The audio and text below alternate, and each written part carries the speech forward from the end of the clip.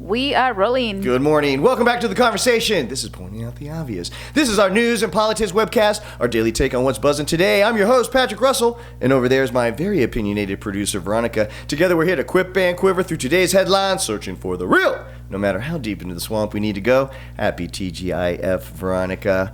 Okay, so this is going to be a check to see how much younger you really are. Did you ever have to convert your favorite albums and CDs over to the MP3 format so that you could use them on your portable devices? Did you ever have to do that? Can you ask me that again? Okay, that's what No. I thought. Well, so for all the older audience members out there that remember having to convert either their tapes to a CD or their CDs over to the MP3, you understand that to keep things throughout time, you have to convert them in some cases. And that is the case that third-party processor CEOs like Circle, Venmo, Cash App are spinning to Congress. They are letting Congress know that it is time for us to do that conversion from the hard greenback over to a digital currency. And now we do actually have a format for this. It's called the US dollar coin, the USDC. It's a digital currency,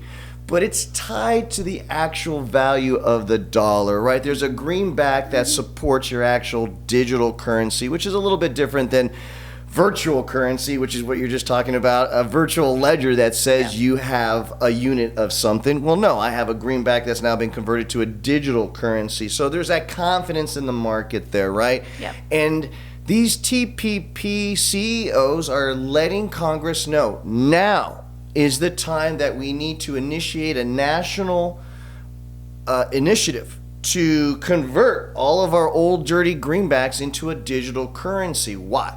You know that we can go anywhere in the world with a dollar and that person's going to accept that dollar, right? There's confidence there in the currency market that the dollar is primo. Well, in order to establish that dominance in the digital currency, we need to start now in this digital currency race to get in there so that we can start building the confidence around the world with business owners, with economies, with industries, so that our digital currency once again is primo, not also in the real world, but also in the digital currency market world. And so it makes a lot of sense. You're also talking about the accessibility now. You're going to be able to send money to your family much easier without the Western Union or the MoneyGram. It's going to be like sending a text, to be honest with you. You're going to have a smart wallet, programmable, not just for the spending and budgeting, but also for the investing. Now that your currency is in a digital format, you'll be able to now employ apps or smart bots that'll now basically do your financing for you, not only just consistently and correctly, but also astutely when it comes to where's the right place to put your money depending on circumstances, market circumstances, commodity circumstances, labor market circumstances. We're talking about a complete macro view of your financing, all because now instead of having something in your wallet that can't be accessed by your software, now all of your currency is of course part of your digital world, which is now programmable. From a younger generation's perspective, Veronica, do you think we're ready? Do you think we're ready to make that conversion to no longer have coins or hard greenback dollars in our life, but to now have everything on a digital format? How do you feel about that? Your thoughts?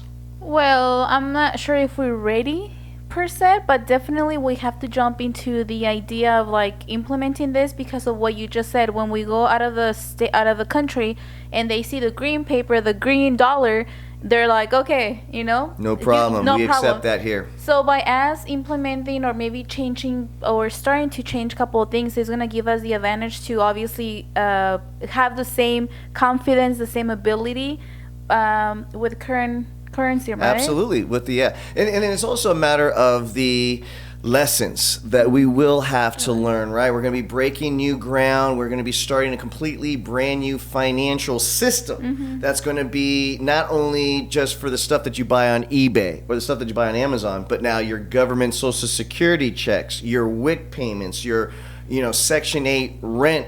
All of these now will come in the form of a digital currency format, which of course will make things a lot easier as far as keeping track.